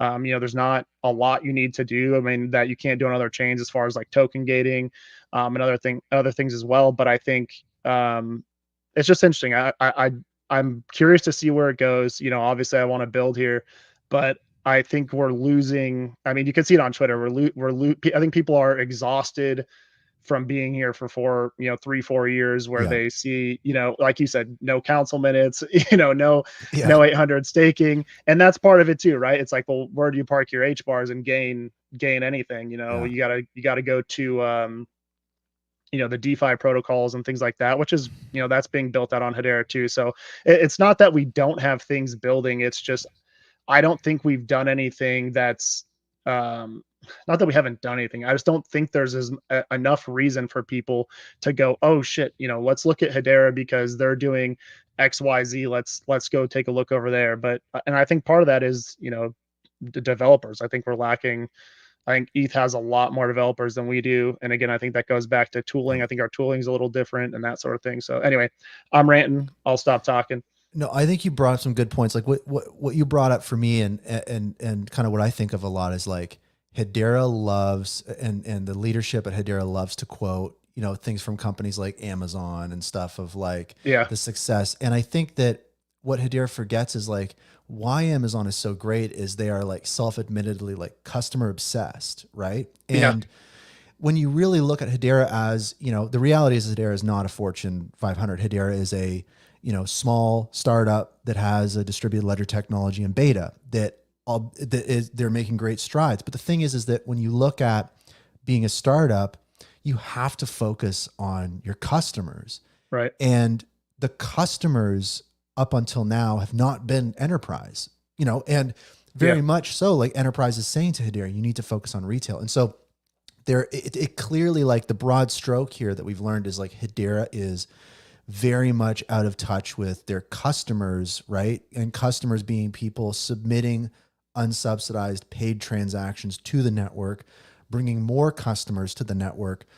And by not focusing on their customers, that's where the opportunity cost comes in. And that's where they're putting all their eggs. They try to frame it as though they're taking a very conservative, risk-averse approach to Web3, but it turns out that Hedera's approach might have been the most risky approach. Yeah. And the evidence is there. We can see the lack of attention on customer needs because as you outlined, I would say a lot of the growth for this network came from that NFT wave in 2022 and even carrying over a little bit in 2023. And if we look at the development that Hedera put into NFTs at a network level in 2023, the only development that they made was small changes to the fees. That's it. Yeah. There was no other changes to NFTs. And so the part that makes me optimistic is, you know, leadership changes, shakeups, the retail community becoming more and more powerful, which I think that this chaos is attractive in some ways. And also like, you know, we're seeing like, you know, dynamic NFTs going live now. We're seeing Hashinals. We're seeing all these things happening. And I am optimistic about that. But I do think for a lot of people, not having access to a lot of information and, you know, not getting the meeting minutes is like, you get stuck in your head and you go like, is it too late? Is it too little too late? Like, you know, and that's kind of, I think where a lot of people's heads is right. at.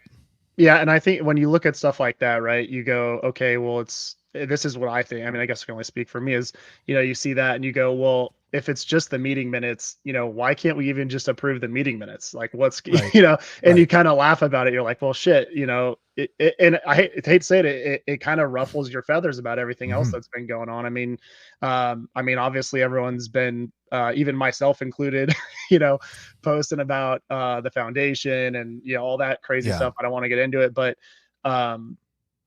shit, I forgot where I was going with that. But I think that it's, if we can just build cool stuff on the network, people obviously will want to use it. But I do think that just stems a lot of it from marketing. And I hate to bring up base again, but if you want to look at like users and just kind of the difference and kind of stark contrast, even I think they just finished up their on-chain summer stuff and they had, you know, I don't even know if they had as much right now for Hedera or that's coming up, but it's a lot of like, you know, show us what you're building. Here's this is what's coming up type thing. And it's from the top down. They have a lot of posts and things like that. It's very consistent. And I think I've only seen like 1 or 2 posts about the upcoming hackathon. I hope I hope that brings a lot more people, because that's a lot of money, 300 grand. I Yeah. mean, even some of it's like 45 grand for the Yeah. for the first prize winners. I'm like, holy shit. I think if we continue to do that sort of thing, I mean, that's the type of ecosystem development to me that I think is going to bring people on board, or at least get them interested in the tech, right? Like if at a minimum they said, well, it's kind of the same as ETH and I'm used to building over there, why would I go over there? At least put a little money at it, and maybe they'll build something cool and go, well, shit, like actually I enjoyed this. This was easier, and Yeah. this worked better over here type thing. So I think we're headed in the right direction, but I think I'll beat a dead horse here, but I mean, it's just marketing. Yeah. I wish that we could do it. And I mean, I was on the spaces the other day and I was talking with Elizabeth, and bless her heart, we were kind of going back and forth, and she's putting together a big marketing team. And it's like, it's great that they're doing that, but you'd hope that the network themselves would want to market it too, because the price of HBAR matters. Yeah. Oh, I mean, even like, it's also too, like, to what you're touching on as well with the comparison to base and some of these other ecosystems, is it's also like, the pillars that are in place. Like I was talking earlier on the show about, like, the fact that we only have one bridge, or like the fact that it took forever to get oracles and we've been delayed with borrowing and lending. It's like, you have to have that, like, startup and go ecosystem for builders. Because the reality is it's, and again, the literal president of Hedera, Charles Atkins, said, like, when he was asked the question of, are we going to see enterprise adoption or retail adoption first? He's like, retail is not going to be using enterprise tools. Like, enterprise is going to be using retail tools, and then they're going to come in and buy the retail projects and acquire them. Like, he's like, this is just how technology works. It's like, you have to, like, retail is a necessary step to get to enterprise. So I do think there's that shift in mindset in leadership, clearly, but like, when does that rubber actually meet the road and translate into, like, more bridges, more HTS assets being listed on centralized exchanges and dexes on other networks, more oracles? Like, when does this actually start to click? And I think that's why so many people right now there's so much pressure on this next 6 months, because it's like, clearly, if there isn't substantial pivot or change or actual more attention put towards Hedera's customer base, then it's like, I think that it's going to be a very tough situation for Hedera at the end of this year if there hasn't been that substantial change. Yeah, and I think that's a good point, because when you look at this is, a Hedera history lesson, right? When you go back down the road, at one point, I think Swirlds ran a wallet, right? And then it turned into, like, Zact ran a wallet, and then that, all that played out. And then all of a sudden HashPack came and saved everybody. I mean, if HashPack hadn't come in and built the wallet, I mean, our ecosystem was like dead in the water. And it was that, and actually that happened twice. That was when Zact came in, it was like, well, what wallet do you use? Oh, it's the only one to use, and it was the only one that supported NFTs. And then they kind of crashed out. HashPack came and kind of breathed life into it. But I hope that kind of shows them, what's out there, right? I mean, there's like you said earlier on the show, there's a lot of smart people here who want to build cool stuff, but maybe it's just, give them some leeway, whether it's, I don't know if it's the foundation funding. Maybe in my mind, maybe they start putting people on contracts like MRAC, he's building Atlantis. They've got, Centex, and there's probably a couple other people out there, maybe they start giving them, 10 or 20 grand a month, whatever it is. And then they have to meet a certain criteria, or, hey, show us that you're still building things here or something like that. But I think that would give some trust back in the ecosystem to see that there may be some money flowing kind of back into it as a part of, apart from right now, we don't really know what's going on. It's like, that we don't have any minutes from the foundation, you know what I mean? So it's kind of like, and I don't want to go on this whole negative talk about it, but it's just kind of like, it's hard not to look at it and go, well, where is everything? Did they take the money and invest it in these funds, and then they're going to come back with a bigger bag of HBAR and then blow the ecosystem up? You know what I mean? We just don't know what's happening. And I think that, like you said earlier, they've got their big boy pants on per se. We're a big player, we're transparent. It's the trust layer, but we haven't got it from them. So it's hard to not be a little miffed. You know what I mean? Trying to wonder what's going on. Yeah, 100%. And I think too, like the other thing as well is, like, I don't think you can have a successful startup if leadership doesn't, like, dog food their own products, like actually use their own products. Right. And you can tell that Hedera is a startup that leadership doesn't use their own products. Like the products that are revenue generating products, I don't know if governing board members are doing swaps on Saucer Swap, or I don't know if, you know, the Web3 lead under the CTO's office at Boeing or whatever is, you know, has a HashPack account that's sitting on the governing council. Like when I look at the meeting minutes and I look at the attendees, I go like, how many of these people are actually using the revenue generating products for Hedera? Or even if I look at the leadership of these different places, like how many of these people are actually engaged in the experiences on the ecosystem? And on the flip side, it's like we got people like Rob Allen, like we've got people that are literally on the governing council that do buy NFTs, that do perform in these activities, that not just because they're goofy or fun, but like this is what is generating revenue for the network. This is what it's paying the bills. This is what it's, you know, giving you your paycheck. It's like if you have a startup and leadership and the people in those organizations aren't using the products that are generating their startup revenue, it's like why even have a startup? Right. Yeah. You know? And like that's a good point. And I think about this sometimes too, and you can see this on Twitter, is that, you know, I think there's like a 50-50 split with people who hold HBAR, right? Because you'll see somebody post on Twitter and they're like, who cares about retail?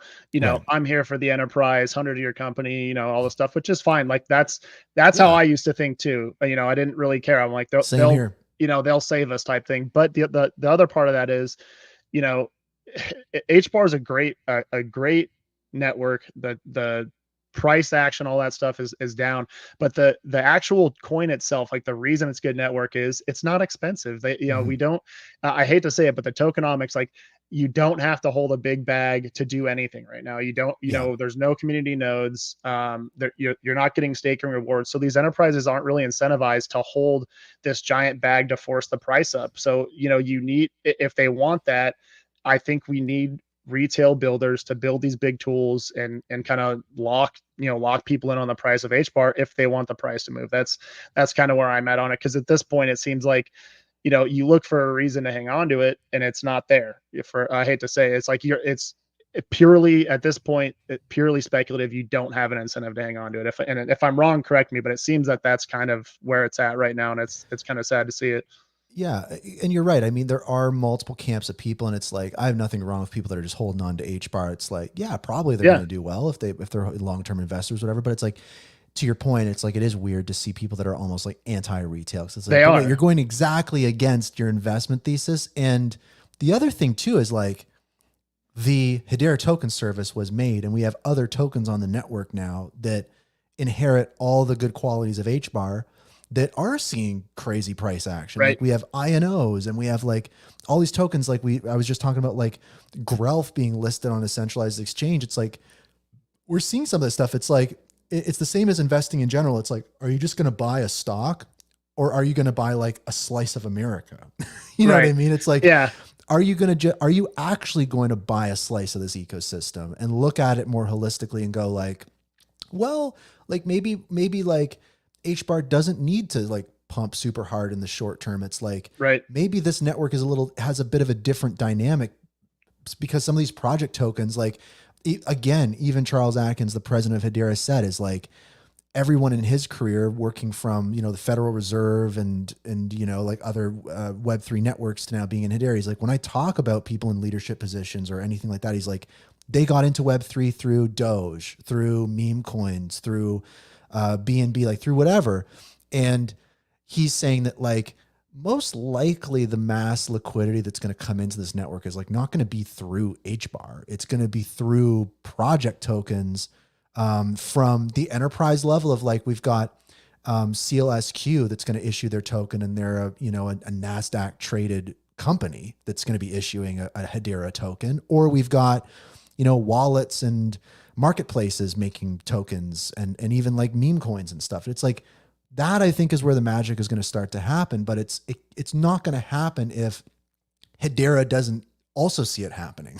You know, it's like, do you see this, guys? Like, do you see what's happening? It's like, no shit. I know. Yeah. And it's kind of crazy because, you know, and this, I was thinking about this morning too, kind of on your show when you're talking was, look at let's just look at the things that are working, right? I mean, Yeah. I think we kind of missed this whole, like, Solana had this huge run on tokens. Base is having a run on tokens, and we're kind of not. And I think that's a lot in part due to the fact that we just don't have people here that are in the ecosystem, which is fine. But well, they can't get in because the bridges aren't there, and we Yeah. haven't had borrowing and lending. Like 44% of TVL on these other networks is borrowing and lending. It's like we don't have that. Like we don't have those bridges in place because for whatever reason it just hasn't been prioritized. Yeah, but it'd be interesting, with how, like, the way I saw it or see it is, look how easy it is to make a token on the network, right? Like you've got, pump.fun, these sort of things. Like I think if we had things like that where maybe, we kind of embrace the dark side a little bit and had like these, these degen tools that just kind of go all out. I mean, maybe that could attract some of the value a little bit, but I digress. I don't know. I guess I don't want to beat a dead horse, but it is. No, I think it's just calling a spade and being like, if we're going to be like, whoa, we don't want to go to the dark side of this crypto stuff to make money. That's crazy. We want to focus on enterprise. And you're like, guys, like you got a governing council member that was just criminally indicted. Like, like, come on, guys. Like, let's just get real here. And it's okay. It's okay if someone loses some money or there's like a bad word on the internet. It's like, we will overcome that. We will prevail, Well, and I think that I didn't actually hear the news that you said earlier about the it's like 70 to 80% of crypto tokens are commodities, not what's the word I'm looking for? Gosh dang. The security. There we go. But that's crazy. I mean, that actually kind of emboldens me. I mean, I've been on the fence about doing a token and things like that, just because, you're like, well, do you launch a token for your project or do you end up in federal prison, type thing. So it's pretty cut and dry. But if that's the case, maybe regulatory stuff is on the up, who knows? And that could be a huge boon for, blowing up the ecosystem. Yeah. I think for me, similar to yourself, is like, I think that we just don't have access to all the information we can have access to. And I think that commonly we rely on the sentiment from leadership, from people like Lehman or Eric or Mance or Charles or whoever it might be, to give those signals. And the signals haven't changed and the needle hasn't moved. And I think that people are putting less and less value in what those people say and what they promise. And they're putting more and more value on the sentiment of retail. And that's why things are just getting negative, is because retail is kind of like, we're your customers. We're the reason you're in business. And you just haven't, we're like, for me, it's like, it's not even about giving money to retail. Like that's a key piece of feedback that I've received, is like, retail isn't even like give us money. Like retail is just like, can you prioritize some of our needs? Can you remove barriers for us?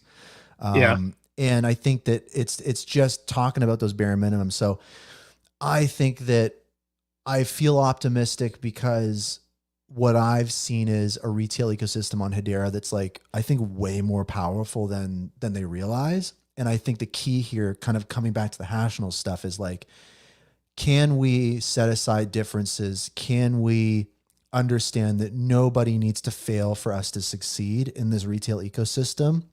And can we actually like find a page to get on, or at least if we're not on the same page, like get in the same book, it's like, if we can do that, I do think that, I'm a big believer that the people that use this network will come to control it, Yeah. And this kind of goes back to my point earlier about Hedera being kind of a meme is, to touch on what you just said, all of the enterprise stuff that's probably going to happen is completely not tangible for retail guys, right? Like we're not, you probably really can't interact with Atma. All of this token carbon credit stuff that's going on with Deloitte or whatever just got announced. A lot of this stuff it's like, it's okay, awesome. boomer. Yeah, right. It's awesome. Yeah, it's awesome. And it is like, you can see that it's going to be a use case for the network and it's cool. But then you've got, again, this like group of maniacs on Twitter that's like, dude, where can I go and where can I interact with this stuff? So I just,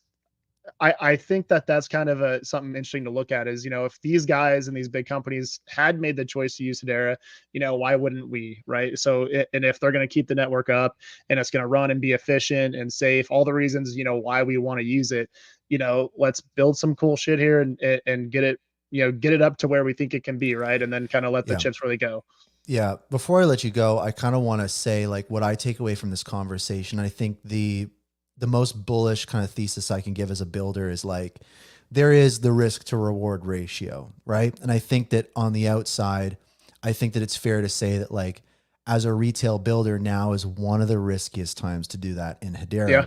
But there also is like the most upside reward possible right now, because it seems that the adults in the room are not paying attention right now. And the kids are, they're kind of like left to their own devices. And it turns out that there's some pretty crazy cool things happening, although it's messy. And so I think that if you're somebody on the sidelines that's like, should I be building on Hedera? Should I, whatever? It's like, if you have an appetite for risk, I do think that the upside potential right now of building on Hedera is like immense, because I think that we really are in kind of like that lowest valley moment of like, every sentiment is low, all these kinds of things, but the fundamentals continue to improve. We're getting oracles, we're getting this, we're getting that. The pieces are falling into place. So it's like, if you do have that appetite for risk, I do think that now is a better time than ever to get into Hedera and start capturing that mind share and market share for your project.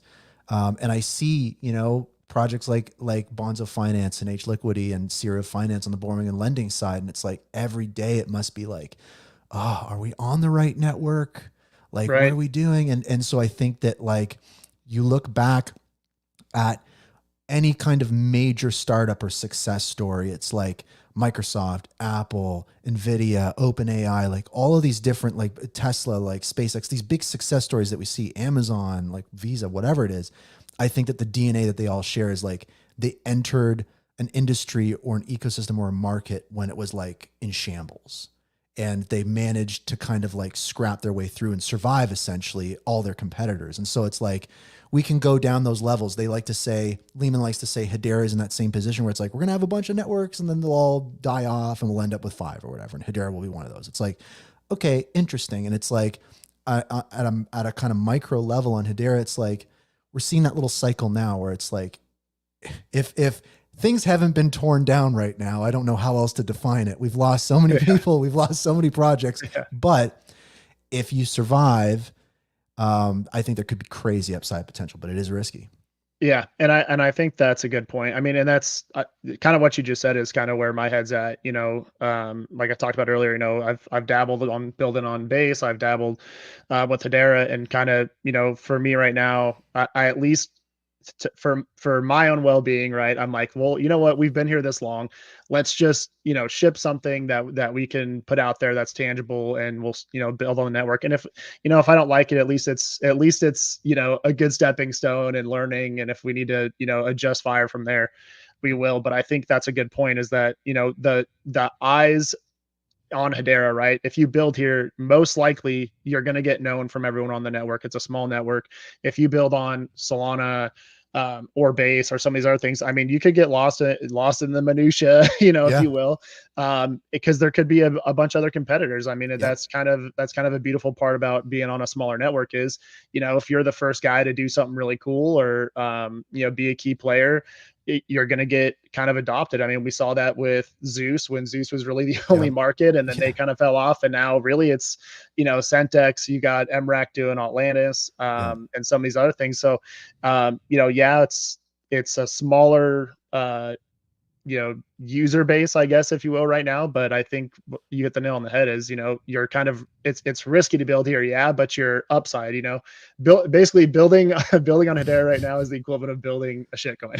It could be, the sky's the limit, but you could be taking a huge risk down here. 100%. I'll leave it with this. There's a great Paul Graham quote, and Paul Graham is the founder of Y Combinator, which is like the oracle of startups and stuff like that in Silicon Valley. And he basically says, the technology train runs on regular intervals and leaves the station at regular intervals. And he says, before the train leaves the station, usually people have left the train, they're off cowering in the corner, but the train does leave again. And he's like, if you can survive, you may end up with a car all to yourself when the technology train leaves.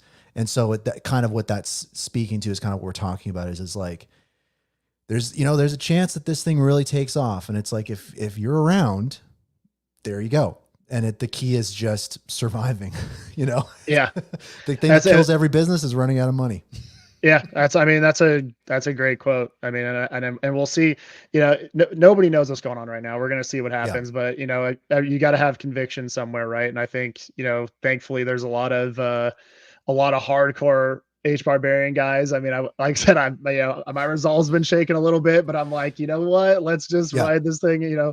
Let's see what happens. But I think the fundamentals are still there, why to use the network, that sort of thing, which is why, we still have people here, but it's definitely going to be really interesting. I think the next 6 to 8 months, like you said, is going to be huge. And I just hope that, we get some tooling, some marketing, just a little bit of love, and hopefully we'll be doing some cool stuff and kind of get some more eyes on the network.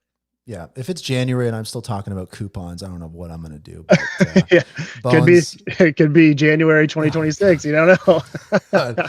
Bones, I appreciate you stopping by, man. Like absolute pleasure. And like, honestly, you kind of still being in the ecosystem and building and stuff like that makes me super bullish.